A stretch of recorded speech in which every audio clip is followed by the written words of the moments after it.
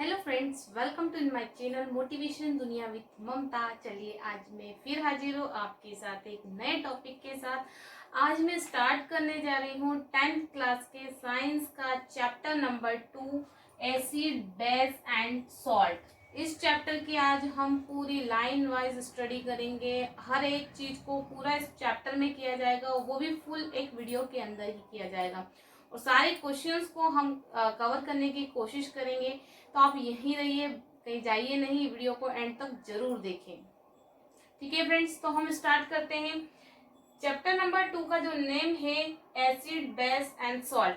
Generally जितने भी compounds होते हैं ना, सारे कंपाउंड्स जो होते हैं वो जनरली 3 टाइप्स के होते हैं। पहला है आपका एसिडिक नेचर, सेकेंड होता है आपका बेसिक नेचर और थर्ड होता है आपका सॉल्ट नेचर। तो हम आज जानेंगे कि ये जो कंपाउंड्स होते हैं ये एसिडिक नेचर। तो एसिडिक नेचर का मतलब कि यहाँ पे ये एसिडिक का मतलब होता है एसिड। तो कोई भी अगर सब्सटेंस है, अगर वो एसिड फॉर्म में है तो उसे हम बोलते हैं एसिडिक नेचर। वैसे ही यहाँ पर बेस फॉर्म में है तो उसे हम बोलते हैं कंपाउंड को बेसिक इन नेचर। और अगर कंपाउंड सॉल्ट फॉर्म में है तो उसे हम बोलते हैं सॉल्ट इन नेचर। तो हम जानेंगे, हर एक चीज को पूरा डीपली स्टडी करेंगे कि यहाँ पे एसिडिक में एसिड क्या होते हैं, किसे हम एसिड बोलते हैं, किस तरीके से वर्क करते हैं एसिड, हम उन्हें पहचानेंगे कैसे कि ये एसिड है। तो हमें उसकी पहचान भी जरूरी है। इसी तरीके से बेसिक जो होते हैं, बेस जो होते हैं, वो बेस क्या होते हैं, किस तरीके से वर्क करते हैं, किस तरीके से उनकी पहचान की जाती है कि कोई भी सब्सटेंस अगर बेसिक नेचर का है तो किस तरीके का बेसिक नेचर में क्या रिप्रेजेंट करता है कि हम बोले कि ये बेस है। ठीक है ना। तो इस तरीके से हम इन तीनों चीजों की आज पूरी फुल स्टडी करेंगे। इस चैप्टर में हम हर एक चीज को कंप्लीटली कवर करके स्टडी करेंगे। ठीक है।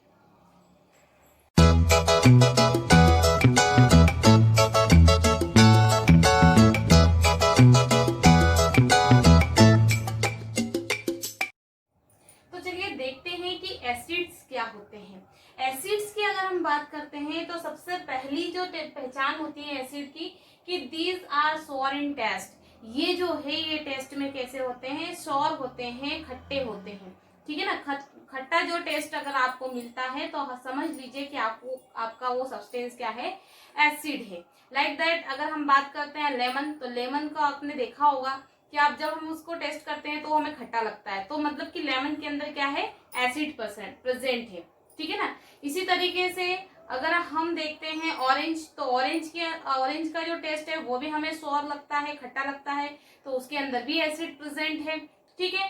सेकेंड आता है आपका they turn blue litmus to red. यहाँ पर सबसे एक चीज है लिटमस जो है, ये लिटमस एक पेपर होता है। ये पेपर जो होता है ये लीचेन से बना होता है। लीचेन नाम का एक ट्री होता है, उससे लीचेन को निकाल के उसका पेपर बनाया जाता है। ठीक है ना, जिसको हम बोलते हैं लिटमस। तो यहाँ पे जो एसिड्स होते हैं ना, ये एसिड क्या करते हैं कि ब्लू कलर का अगर लिटमस पेपर होगा तो उसको रेड में कन्वर्ट कर देगा। ठीक है। तो आप लोगों को इतना समझ में आ गया है कि सबसे पहला कि ये सोर इन टेस्ट होते हैं। सेकेंड, ये ब्लू कलर से रेड कलर में लिटमस पेपर को टर्न कर देगा या फिर कन्वर्ट कर देगा। ठीक है ना। अगर वो ब्लू कलर का है तो उसको रेड में चेंज कर देगा। थर्ड आता है they give hydrogen ions in aqueous solution. Aqueous solution हम लास्ट चैप्टर में पढ़ चुके हैं। ठीक है ना। जो फर्स्ट चैप्टर हमने पढ़ा था उस चैप्टर के अंदर हमने एक्वस सॉल्यूशन पढ़ा था। तो एक्वस सॉल्यूशन के अंदर हम देखें अगर हम, तो ये जो एसिड्स होते हैं ये हाइड्रोजन प्लस आयंस देते हैं। ठीक है। तो ये क्या करते हैं, एक्वस सॉल्यूशन में हाइड्रोजन प्लस आयंस देते हैं। तो फोर्थ चीज आती है कि एसिड कॉरेट मेटल्स। एसिड जो होते हैं वो मेटल को क्या कर देते हैं, कॉरेट कर देते हैं, मेटल को ऑक्सीडाइज कर देते हैं। ठीक है ना। तो ये भी हमने लास्ट चैप्टर में कॉरोजन पढ़ा था, तो वहां पे आप लोग जाके दे सकते हो कि कॉरोजन क्या होता है। जैसे कि आप लोगों को मैंने बताया था लास्ट चैप्टर में कि आयरन जो है उसमें रस्टिंग हो जाती है, तो ये क्या हो गया, मेटल का कॉरेट हो गया, और ये एसिड की प्रेजेंस में होता है।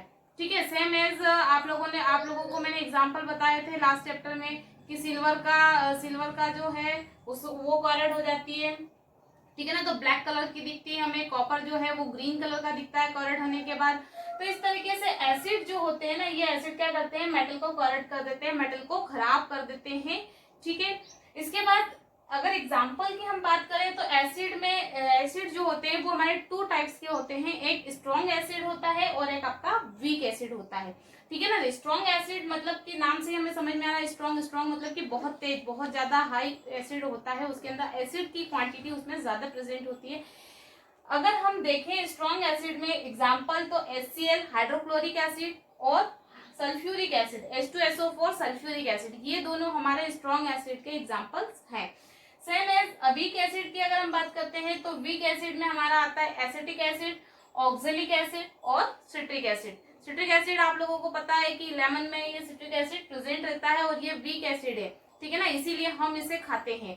अगर ये स्ट्रॉन्ग एसिड होता तो हम इसे बिल्कुल भी नहीं खा पाते, क्योंकि जैसे ही एसिड हमारे माउथ के अंदर जाता तो हमारी जो ये पाइप होता है, नली जो होती है, इसके अंदर जाके वो क्या कर देता है, उसको बर्न कर देता है। या स्ट्रॉन्ग एसिड जो होते हैं वो क्या करते हैं, अंदर जाके जला देती हैं हमारी जो ब्लड सेल्स है या जो भी जितनी भी सेल्स है बॉडी के अंदर, उसको जला देती है, जिसके कारण की इमीडिएटली हमें वॉमिटिंग स्टार्ट हो जाती है।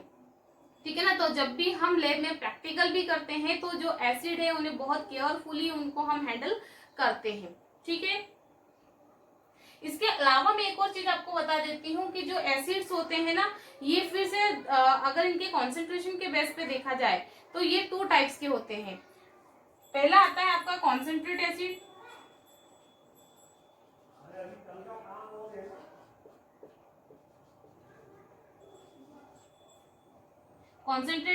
और एक होता है आपका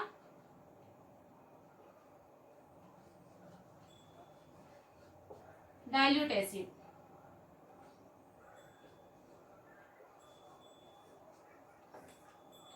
ठीक है ना, तो एसिड जो होते हैं ये फिर से टू टाइप से हम बोल सकते हैं। कॉन्सेंट्रेट एसिड वो होते हैं जिसमें एसिड की क्वांटिटी बहुत ज्यादा होती है, उसको हम कॉन्सेंट्रेट एसिड बोलते हैं।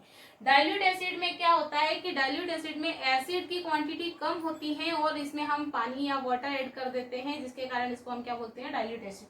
जैसे कि अगर हम HCl की बात करते हैं तो एक एसिड ले लेते हैं जिसमें हमने लिया है 80% एसिड प्लस 20% वाटर, तो ये आपका कैसा एसिड हो गया, आपका कॉन्सेंट्रेट एसिड हो गया। और डाइल्यूट एसिड की बात करते हैं तो चलिए यहाँ पे हम देख लेते हैं कि यहाँ पे हमने 20% एसिड ले लिया है। ठीक है ना, HCl ले लिया हमने 20%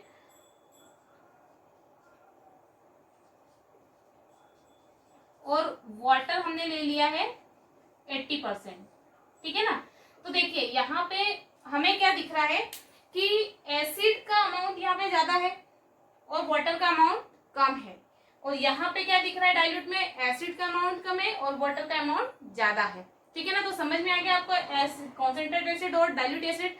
कॉन्सेंट्रेट एसिड इट मीन्स कि जिसमें एसिड का अमाउंट ज्यादा हो, जिसमें एसिड ज्यादा क्वांटिटी में हो और वाटर जो है वो कम क्वांटिटी में हो, तो उसे हम कॉन्सेंट्रेट एसिड बोलते हैं। डाइल्यूट एसिड जिसमें कि वाटर ज्यादा क्वांटिटी में हो और एसिड कम क्वांटिटी में हो, तो उसको हम बोलते हैं डाइल्यूट एसिड।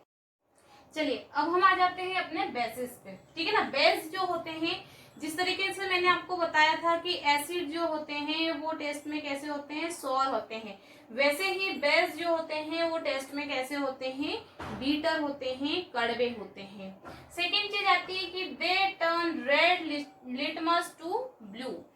जो एसिड होते थे ना वो क्या करते थे, ब्लू से रेड में लिटमस को चेंज कर देते थे, लेकिन यहाँ पे क्या हो रहा है कि जो बेस होते हैं ये रेड लिटमस को क्या करते हैं, ब्लू में कन्वर्ट कर देते हैं। ठीक है ना, तो ये चीज आपको ध्यान रखना बहुत जरूरी है, वरना आप फिर बहुत सारे बच्चे ना उल्टा सीधा कर देते हैं कि एसिड का बेस में लिख देते हैं, बेस का एसिड में लिख देते हैं।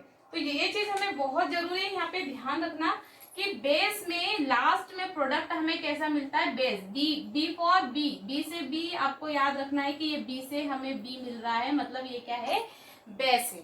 ठीक है ना, तो लास्ट में जो प्रोडक्ट बी से बी मिल गया मतलब क्या हो गया, ये आपका बेस हो गया है। तो ये क्या करते हैं, रेड लिटमस पेपर को ब्लू में कन्वर्ट कर देते हैं। थर्ड आता है आपका कि they give hydroxy ion in aqueous solution. Aqueous solution में अगर हम बेस को डालते हैं तो ये क्या करते हैं, हाइड्रोक्सी आयन हमें देते हैं। ठीक है ना, हाइड्रो ऑक्सी आयंस इसमें से अलग हो जाते हैं या हाइड्रो ऑक्सी आयंस ये हमें देते हैं एक्वस सॉल्यूशन में।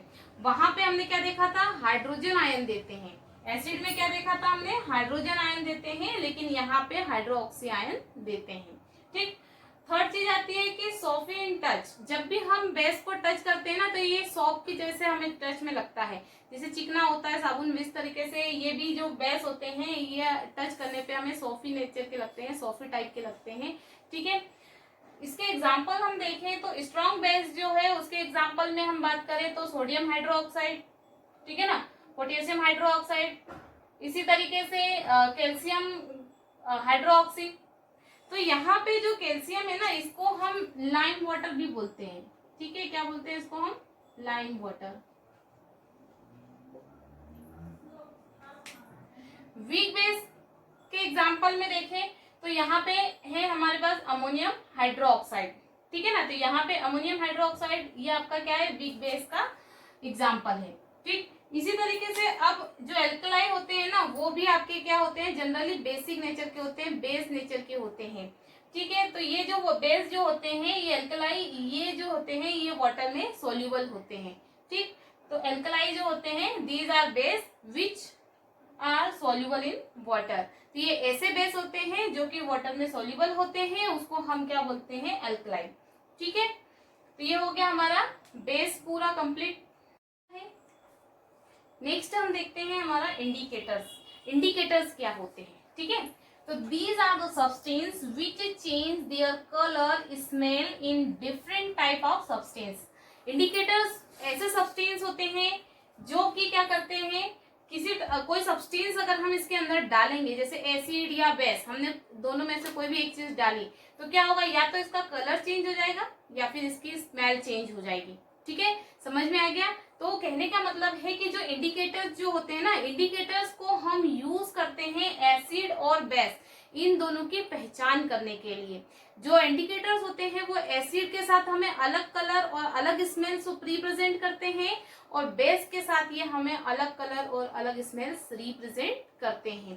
तो जनरली जो इंडिकेटर है इसको हम ये भी बोल सकते हैं कि इंडिकेटर का यूज हम एसिड और बेस को पहचानने के लिए यूज करते हैं या आइडेंटिफाई करने के लिए हम इंडिकेटर का यूज करते हैं। इंडिकेटर्स जो होते हैं ये एसिड या बेस के साथ अपने कलर या स्मेल को चेंज कर देते हैं।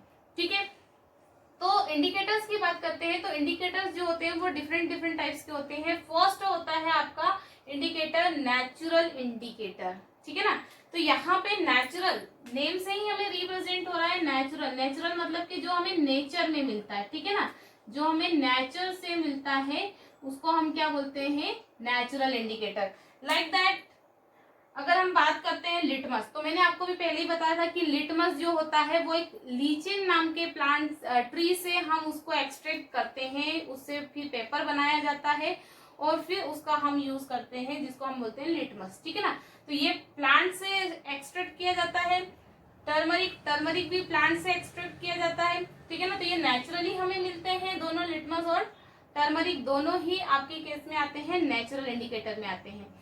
तो अगर लिटमस की बात करते हैं तो लिटमस जो होता है अगर ये एसिड के साथ जाएगा, मतलब लिटमस पे अगर हम एसिड डाल दें या लिटमस को एसिड के संपर्क में रख दे या इसके टच में रख दे तो क्या हो जाएगा, ये रेड कलर में कन्वर्ट हो जाएगा। ठीक है, लिटमस जो होता है एसिड के कांटेक्ट में आने पर रेड कलर में टर्न हो जाएगा। सेम एज अगर बेस के कांटेक्ट में आएगा तो ये ब्लू कलर में टर्न हो जाएगा।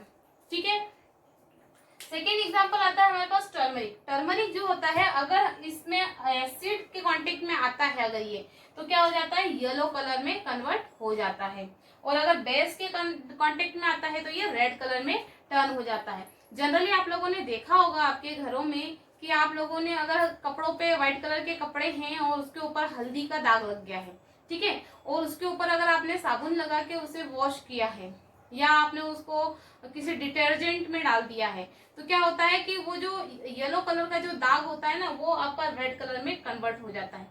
क्यों कन्वर्ट हो जाता है, क्योंकि जो डिटर्जेंट होता है ना उसके अंदर क्या होता है, आपका बेस होता है, और ये बेस जो है टर्मरिक के कांटेक्ट में आते ही उसको क्या चेंज कर देता है, येलो से रेड में कन्वर्ट कर देता है। ठीक है, तो इस तरीके से कई सारे एग्जाम्पल्स है हमारे डेली लाइफ में जिससे हम देख सकते हैं कि एसिड और बेस को हम इजीली आइडेंटिफाई कर सकते हैं। सेकेंड आता है हमारे पास सिंथेटिक इंडिकेटर। जैसे कि नेम से ही हमें क्लियर हो रहा है, सिंथेटिक मतलब जिसे हम सिंथेसाइज करते हैं, जिसे हम बनाते हैं, उसको हम बोलते हैं सिंथेटिक इंडिकेटर। तो ये जो सिंथेटिक इंडिकेटर्स जो होते हैं, these are generally chemical substance, ये केमिकल सब्सटेंस से मिलके बने होते हैं, इसलिए हम इसे क्या बोलते हैं, सिंथेटिक इंडिकेटर्स बोलते हैं। सिंथेटिक इंडिकेटर्स के अगर हम एग्जांपल की बात करते हैं तो फर्स्ट एग्जांपल आता है हमारे पास मिथाइलिन ऑरेंज। मिथाइलिन ऑरेंज जो होता है, अगर हम इसमें बेस मिलाते हैं तो ये येलो कलर में कन्वर्ट हो जाता है, लेकिन अगर हम इसमें एसिड मिलाते हैं तो ये रेड कलर में कन्वर्ट हो जाता है। ठीक है, तो बेस मिलाने पे ये येलो कलर का दिखाई देता है, जनरली ये ऑरेंज कलर का होता है। ठीक है ना, मिथाइलिन ऑरेंज जो है ये जनरली ऑरेंज कलर का होता है, लेकिन जैसे ही हम इसके अंदर बेस डालेंगे तो इसका कलर क्या में चेंज हो जाएगा, येलो में चेंज हो जाएगा। और अगर हम इसके अंदर एसिड डालेंगे तो ये रेड कलर में कन्वर्ट हो जाएगा। सेम है सेकेंड इंडिकेटर की अगर हम बात करते हैं तो ये है आपका फिनाफ्थिलिन। फिनाफ्थिलिन जो होता है, बेस के साथ ये पिंक कलर रिप्रेजेंट करता है और एसिड के साथ ये वाटर कलर रिप्रेजेंट करता है। वाटर कलर मतलब कि कलरलेस हो जाता है, कोई भी कलर हमें दिखाई नहीं देता है। अगर हम इसके अंदर एसिड डालते हैं तो कोई चेंज नहीं होता है। ठीक है ना, मतलब कि अगर ये बेस में पिंक कलर में कन्वर्ट हो गया है और हम इसमें वापस एसिड डालेंगे, ठीक है ना, एसिड डालेंगे तो धीरे धीरे इसका कलर जो है वो डिसअपियर होते चले जाएगा, धीरे धीरे खत्म होते चले जाएगा और ये हमें ट्रांसपेरेंट दिखाई देगा, वाटर जैसा दिखाई देगा। ठीक, थर्ड इंडिकेटर आता है हमारे पास ऑल्फैक्टरी इंडिकेटर्स। हमने देखा कि पहला और दूसरा दोनों इंडिकेटर्स जो थे वो कलर बेस पे थे, इसमें हमने एसिड और बेस दोनों को कलर से आइडेंटिफाई किया था, लेकिन थर्ड वाले इंडिकेटर में ऐसा नहीं है। थर्ड वाले इंडिकेटर में हम इसे इसकी स्मेल या ऑर्डर के बेस पे हम इसे आइडेंटिफाई करते हैं। अगर एग्जाम्पल की बात करते हैं तो वेनिला एसेंस, जिसे हम फूड मटेरियल में यूज करते हैं वेनिला एसेंस को, तो अगर इसमें एसिड को ऐड करते हैं, एसिड डालते हैं तो क्या होगा, स्मेल धीरे धीरे इंक्रीज होती चली जाती है। जितना एसिड डालेंगे स्मेल उतनी ज्यादा तेज आएगी हमें। और अगर हम इसमें बेस डालते हैं तो इसमें से जो स्मेल आ रही है वेनिला एसेंस की, धीरे धीरे वो स्मेल भी आपकी खत्म होते चले जाएगी, कम होते चले जाएगी, कोई भी स्मेल उसके अंदर से आपको नहीं आएगी। ठीक है ना, स्मेल जो है वो बिल्कुल गायब हो जाएगी, कोई भी स्मेल नहीं आएगी बेस के साथ। क्लो ऑयल जो होता है इसको हम लौंग का तेल भी बोलते हैं। लौंग का तेल अगर जो है इसमें अगर हम एसिड डालते हैं तो इसके अंदर स्मेल जो है वो इंक्रीज होती चली जाती है, लौंग की स्मेल जो होती है वो बढ़ जाती है। ठीक है ना, लेकिन अगर बेस डालते हैं तो स्मेल धीरे धीरे धीरे धीरे कम होती चली जाती है। ठीक है, तो इस तरीके से हमारे तीनों इंडिकेटर्स हो गए हैं। फर्स्ट था आपका नेचुरल इंडिकेटर, सेकेंड था आपका सिंथेटिक इंडिकेटर और थर्ड था आपका ऑल्फैक्टरी इंडिकेटर। तो इन तीनों इंडिकेटर के बेसिस पे हम जितने भी एसिड और बेस होते हैं उनको हम आइडेंटिफाई करते हैं। अब हम इंडिकेटर का यूज क्यों करते हैं, हमने देखा है पहले कि जो एसिड होते हैं वो टेस्ट में आपके देखा कि सोर होते हैं और जो बेस होते हैं वो बीटर होते हैं, तो हम एसिड और बेस को टेस्ट क्यों नहीं कर सकते। तो जनरली जो केमिकल्स होते हैं उन्हें टेस्ट करने की परमिशन नहीं होती है, क्योंकि कई सारे जो केमिकल्स होते हैं वो बहुत ज़्यादा डेंजरस होते हैं, हार्मफुल होते हैं हमारी बॉडी के लिए, जिसके कारण कि हमारी बॉडी को नुकसान झेलना पड़ सकता है। इसलिए हम कभी भी किसी भी एसिड और बेस को टेस्ट करके पता नहीं कर सकते हैं कि ये एसिड है या बेस है, ये टेस्ट में सॉर है या बीटर है, ये कौन से टेस्ट का है, हम इसे टेस्ट के थ्रू इसको आइडेंटिफाई नहीं कर सकते। ठीक है ना, इसीलिए हमें इंडिकेटर्स की जरूरत पड़ती है और इसीलिए हम ये इंडिकेटर्स के बारे में स्टडी कर रहे हैं। इन्हीं इंडिकेटर्स के बेसिस पे हम एसिड और बेस को आइडेंटिफाई करते हैं। चलिए नेक्स्ट हम देखते हैं chemical properties. Chemical properties of acid and base. Base जो होते हैं, एसिड जो होते हैं, इनकी क्या क्या केमिकल प्रॉपर्टीज होती हैं। तो सबसे पहली प्रॉपर्टी की अगर हम बात करते हैं तो अगर हम एसिड और बेस की मेटल के साथ रिएक्शन कराते हैं तो चलिए देखते हैं कि क्या बनता है। ठीक है, तो हम पहले में देखते हैं कि reaction of metal with acid. अगर एसिड के साथ मेटल में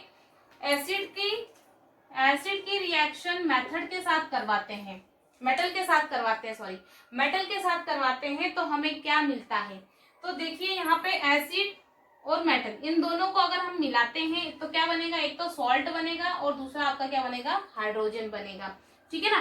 तो यहाँ पर हाइड्रोजन गैस बनेगी। ठीक, तो एग्जाम्पल के बेसिस पे देखें अगर हम, तो यहाँ पे हमने हाइड्रोक्लोरिक एसिड, ये क्या है आपका? हाइड्रोक्लोरिक एसिड की हमने जिंक के साथ रिएक्शन करवाई, तो इसने क्या बना लिया है?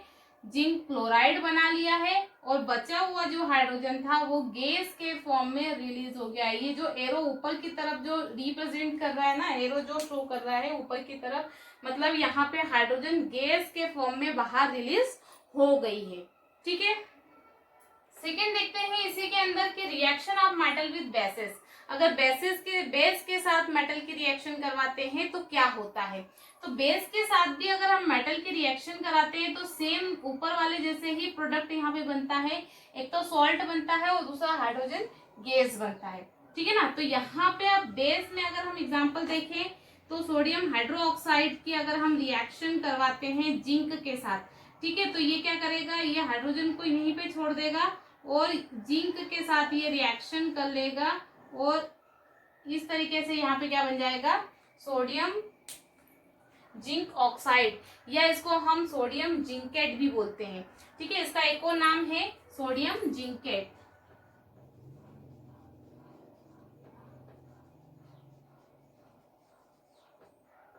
प्लस हाइड्रोजन गैस जो है वो रिलीज हो जाएगी। ठीक है ना? मैंने आपको भी बताया था कि एरो जो है ये क्या रिप्रेजेंट करता है कि हाइड्रोजन जो है गैस के फॉर्म में रिलीज हुई है और ये बाहर निकल गई है।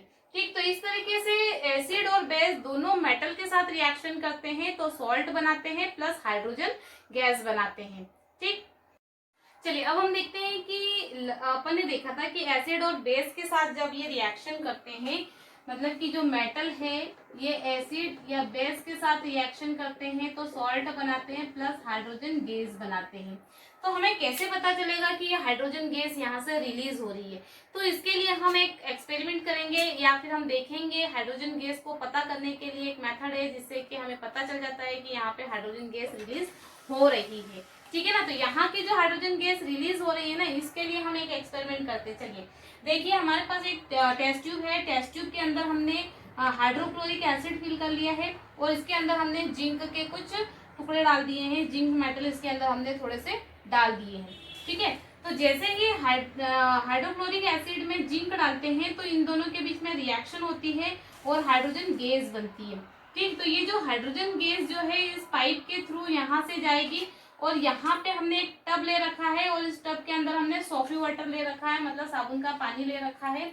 और जब यहाँ से हाइड्रोजन गैस बुलबुले के फॉर्म में निकलेगी तो इसके सामने अगर हम बर्न होता हुआ कैंडल ला के रखेंगे तो ये जो बबल्स है ये पॉप साउंड के साथ क्या हो जाएंगे? बस्ट हो जाएंगे। ठीक है ना? तो हमें पता चलेगा कि यहाँ पे हाइड्रोजन गैस रिलीज हो रही है। ठीक, तो जब भी हमें हाइड्रोजन गैस को टेस्ट करना है तो हम क्या करेंगे? हाइड्रोक्लोरिक एसिड और हमने जिंक की रिएक्शन करवाते हैं और जहाँ जो गैस रिलीज हो रही है उसको हम सॉफी वाटर में रिलीज करते हैं। तो यहाँ से गैस के जो बबल्स है वो बन के निकलते हैं और बबल्स के सामने अगर हम बर्निंग कैंडल लेके जाते हैं, जलता हुआ कैंडल लेके जाते हैं, तो यहाँ पे आपको पॉप साउंड के साथ आवाज आएगी, बस्ट हो जाएंगे। ये बबल्स जो है ये पॉप साउंड के साथ क्या हो जाएंगे? बस्ट हो जाएंगे, फूट जाएंगे, जिससे कि हमें पता चलता है कि यहाँ पे हाइड्रोजन गैस प्रेजेंट थी। ठीक है, तो समझ में आ गया आपको इतना कि हाइड्रोजन गैस को हम टेस्ट कैसे करेंगे। इस तरीके से हम हाइड्रोजन गैस को टेस्ट करके पता कर सकते हैं कि यहाँ से हाइड्रोजन गैस रिलीज हो रही है। चलिए नेक्स्ट हम देखते हैं देखिए, हमने अभी थोड़ी देर पहले देखा था कि एसिड और बेस की मेटल के साथ रिएक्शन करवाई थी।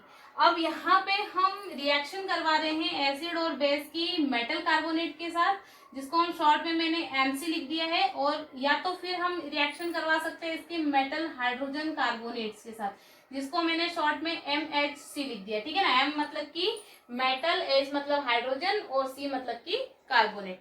ठीक, तो इस तरीके से अगर हम मेटल कार्बोनेट की या मेटल हाइड्रोकार्बोनेट की एसिड के साथ रिएक्शन करवाते हैं तो क्या होता है कि यहाँ पर भी ये सॉल्ट का फॉर्मेशन करते हैं, सॉल्ट बनाते हैं, प्लस कार्बन डाइऑक्साइड गैस बनाते हैं और आपका वाटर रिलीज होता है।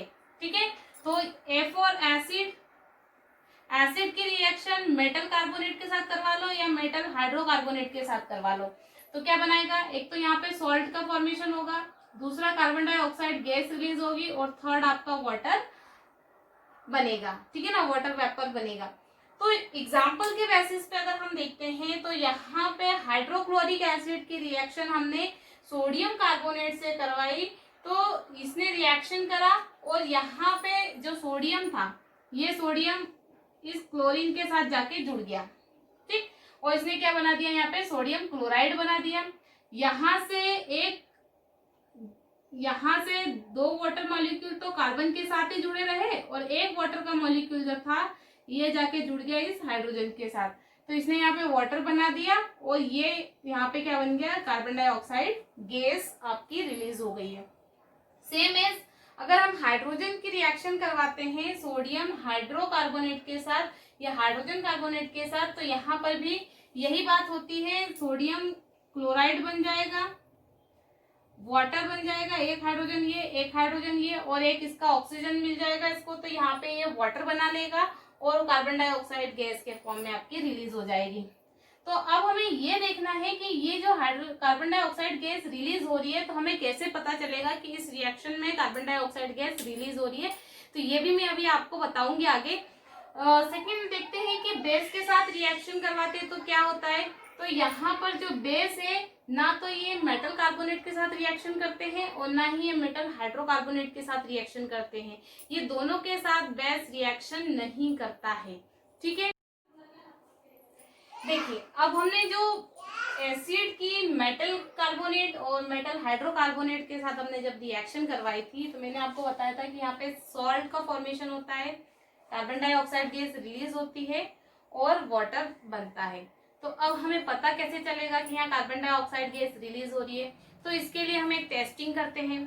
ठीक है ना, तो ये जो कार्बन डाइऑक्साइड गैस जो रिलीज हो रही थी इस जो कार्बन डाइऑक्साइड जो रिलीज हो रही थी ना, इस कार्बन डाइऑक्साइड को हम रिएक्शन करवाते हैं लाइम वाटर के साथ। ठीक है ना, इसको लाइम वाटर के साथ रिएक्शन करवाते हैं। तो लाइम वाटर मतलब कैल्शियम हाइड्रोक्साइड भी बोल सकते हैं आप इसे, और इसे हम लाइम वाटर भी बोलते हैं।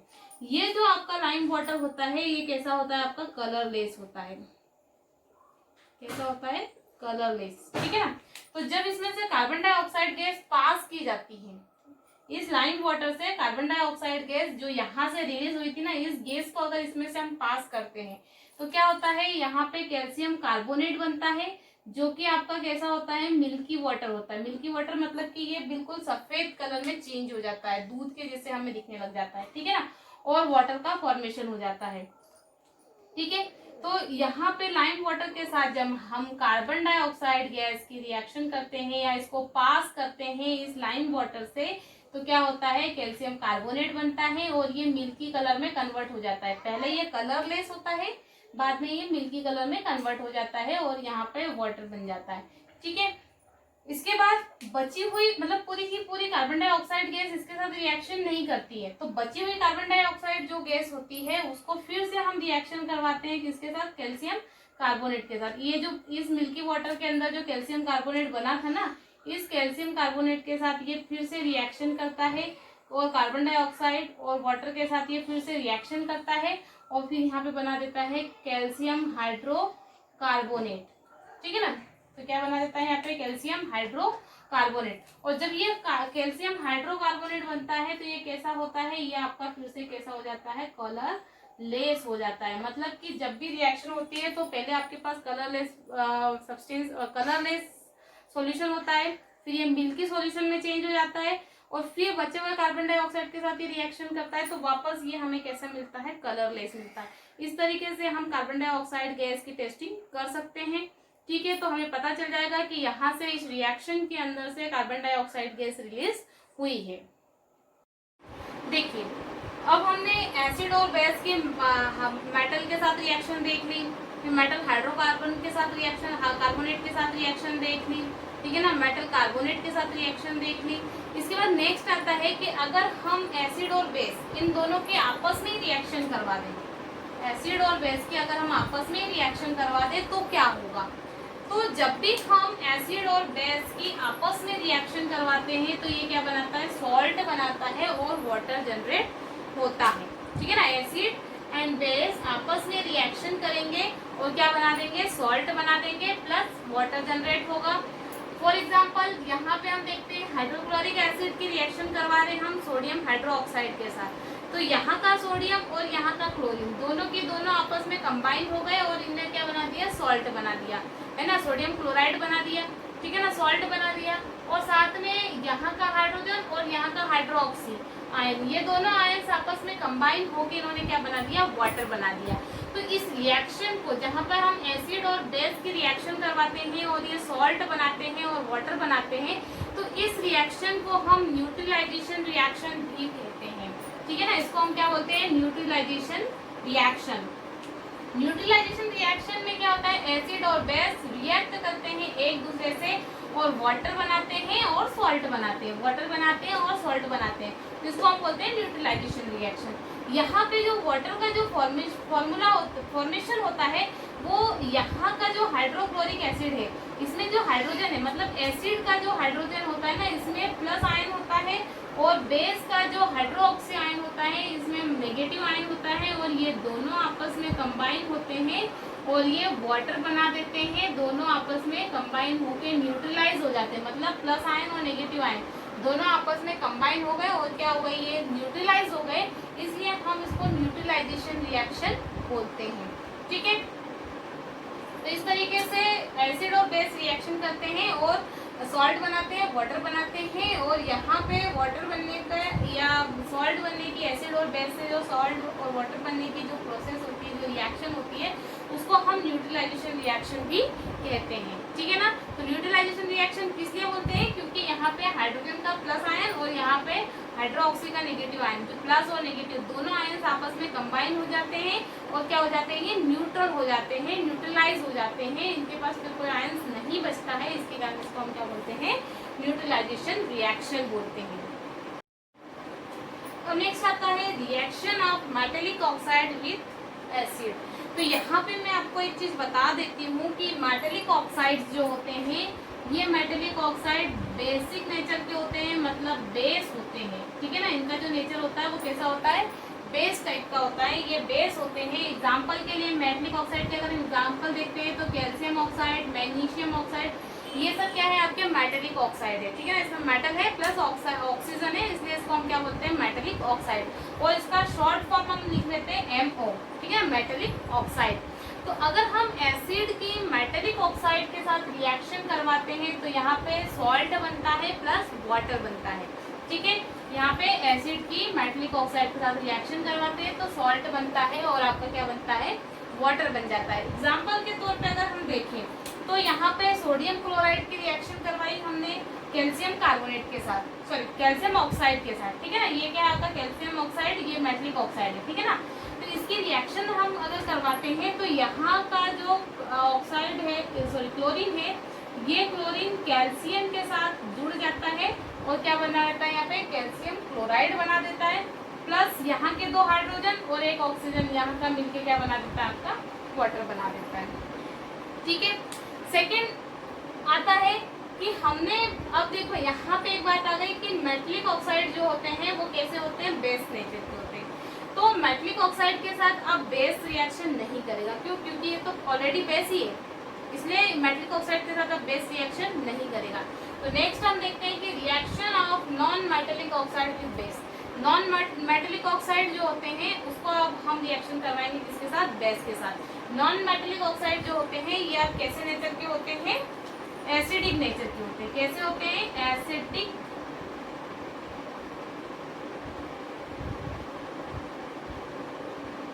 नॉन मेटल जो होते हैं ये हमारे कैसे होते हैं, एसिडिक नेचर के होते हैं, ठीक है।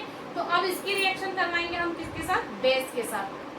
तो बेस के साथ नॉन मेटेलिक ऑक्साइड जो है वो रिएक्शन करते हैं और सेम ऊपर के जैसे ही यहाँ पे भी सॉल्ट का फॉर्मेशन होता है और आपका वाटर फॉर्म होता है। ठीक, अब एग्जाम्पल के तौर पे अगर हम देखें तो यहाँ पे कैल्शियम हाइड्रोक्साइड, कैल्शियम हाइड्रोक्साइड जो है इसकी हम नॉन मेटल कार्बन डाइऑक्साइड के साथ रिएक्शन करवा देते हैं, इसमें मेटल नहीं है, ठीक है ना, जिसमें मेटल नहीं होता उसको हम बोलते हैं नॉन मेटेलिक ऑक्साइड। ठीक है, ऑक्सीजन होता है लेकिन मेटल नहीं होता, उसको हम बोलते हैं नॉन मेटेलिक ऑक्साइड। तो यहाँ पे हम कार्बन डाइऑक्साइड के साथ इसकी रिएक्शन करवा देते हैं कैल्शियम हाइड्रोकार्बोनेट, कैल्शियम हाइड्रोक्साइड के साथ, तो क्या होगा, कैल्शियम कार्बोनेट बन जाएगा प्लस आपका वाटर रिलीज हो जाएगा। अब मैंने आपको बहुत बार बता चुकी हूँ कि ये कैल्शियम हाइड्रोक्साइड जो है इसका एक और सेकेंड नाम है, तो वो सेकेंड नाम क्या है वो मुझे आप नीचे कमेंट बॉक्स में लिखकर जरूर बताना, ठीक है ना। और ये जो है ना कैल्शियम हाइड्रोक्साइड, इसका फॉर्मूला बहुत पूछा जाता है एग्जाम में, ठीक है, तो मुझे कमेंट बॉक्स में जरूर बताना कि इसका सेकेंड नाम क्या है। ठीक, तो इसको आपको इसका फॉर्मूला भी याद रखना जरूरी है कैल्शियम हाइड्रोक्साइड का, और इसका सेकेंड नाम भी आपको याद रखना बहुत जरूरी है, क्योंकि ऑब्जेक्टिव क्वेश्चंस में, मैचिंग में, फिलअप्स में, इस तरीके के वन वर्ड आंसर में ये क्वेश्चन बहुत आता है। मतलब हर पेपर में आपको एक न एक बार फॉर्मूला राइटिंग में जहाँ फॉर्मूला लिखने के लिए आते हैं वहाँ पे भी आपको ये पूछा जाता है, ठीक है। तो एक नंबर का क्वेश्चन यहाँ से जरूर बनता है। तो इसका नेम और इसका फॉर्मूला दोनों नेम आपको पता चलना चाहिए। एक तो मैंने आपको बता दिया है कैल्शियम हाइड्रोक्साइड, और सेकेंड नाम जो है वो आप मुझे बताना है कि इसका सेकेंड नाम क्या है, और इसका फॉर्मूला दोनों आपको बहुत अच्छे से लर्न करके रखना है। देखिए अब हम देखते हैं कि what do all acids and base have in common. सभी एसिड और सभी बेस में क्या क्या चीजें कॉमन होती है, ठीक है ना। अब हम इनके बारे में जानेंगे, ठीक। तो पहली चीज अगर हम देखते हैं एसिड के बारे में, तो एसिड के अंदर हाइड्रोजन आयंस जो होते हैं ये सभी एसिड के अंदर प्रेजेंट होते हैं, ठीक है ना। यहाँ पे हाइड्रोजन आयंस जो है वो सभी एसिड के अंदर प्रेजेंट होते हैं। ये जो हाइड्रोजन आयंस होते हैं ना, ये हाइड्रोजन आयन बताते हैं इनके जो नंबर से, इस नंबर से ही हमें पता चलता है कि जो एसिड है वो स्ट्रॉन्ग एसिड है या वीक एसिड है, ठीक है ना। तो अगर हाइड्रोजन आयंस ज्यादा होते हैं, मोर होते हैं, बहुत ज्यादा होते हैं, तो क्या होता है आपका एसिड कैसा होगा, स्ट्रॉन्ग एसिड है। अगर हाइड्रोजन आयन लेस है, कम है, तो क्या होगा आपका एसिड कैसा होगा, वीक एसिड होगा, ठीक है। तो यहाँ पे जो हाइड्रोजन आयंस है ना, ये हाइड्रोजन आयंस ही है रिस्पॉन्सिबल किस चीज के लिए, एसिडिक नेचर के लिए, ठीक है ना। किसी भी सब्सटेंस के एसिडिक नेचर के लिए सबसे ज्यादा रिस्पॉन्सिबल है तो वो कौन है, हाइड्रोजन आयंस रिस्पॉन्सिबल है। हाइड्रोजन आयंस अगर ज्यादा क्वांटिटी में होंगे, ज्यादा होंगे, तो हम बोलेंगे ज्यादा स्ट्रॉन्ग एसिड है, और अगर ये कम क्वांटिटी में होंगे तो हम इसे क्या बोलेंगे, ये वीक एसिड है। इसी तरीके से अगर हम बेस की बात करते हैं, तो बेस के अंदर जो ये हाइड्रोक्सी आयन है ना, ये OH नेगेटिव आयन, ये OH नेगेटिव आयन जो है, ये नेगेटिव आयन सभी बेस के अंदर प्रेजेंट होते हैं। ये हाइड्रोक्सी आयन जो होते हैं, ये हाइड्रोक्सी आयन सभी बेस के अंदर प्रेजेंट होते हैं। और यहाँ पर भी यही हाइड्रोक्सी आयन इस एसिड, इस बेस के स्ट्रॉन्ग और वीक होने के लिए रिस्पॉन्सिबल है। अगर हाइड्रोक्सी आयन ज्यादा है तो मतलब बेस आपका स्ट्रॉन्ग है, अगर हाइड्रोक्सी आयन कम है तो मतलब बेस आपका वीक बेस है। और इस हाइड्रोक्सी आयन के कारण ही हम बोल सकते हैं कि जो एसिड है ये, सॉरी, जो बेस है वो बेसिक नेचर का है, ठीक है। तो यहाँ पर हाइड्रोक्सी आयन रिस्पॉन्सिबल है बेसिक नेचर के लिए, यहाँ हाइड्रोजन आयन रिस्पॉन्सिबल है एसिडिक नेचर के लिए, ठीक है।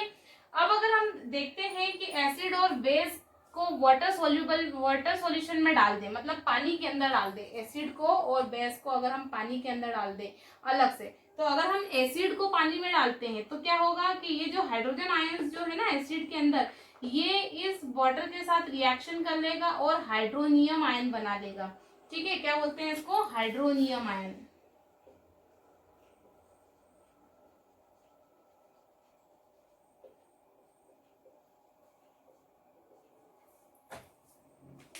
ये जो H3O पॉजिटिव है इसको हम बोलते हैं हाइड्रोनियम आयन।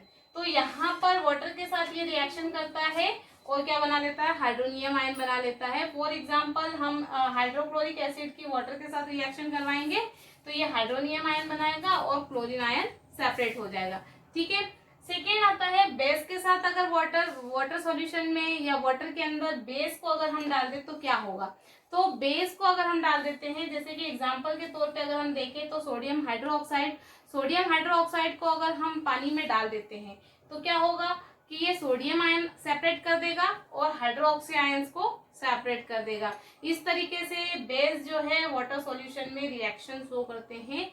ठीक है ना, आयंस में सेपरेट हो जाता है, आयंस के फॉर्म में वो सेपरेट होके अंदर घूमता रहता है।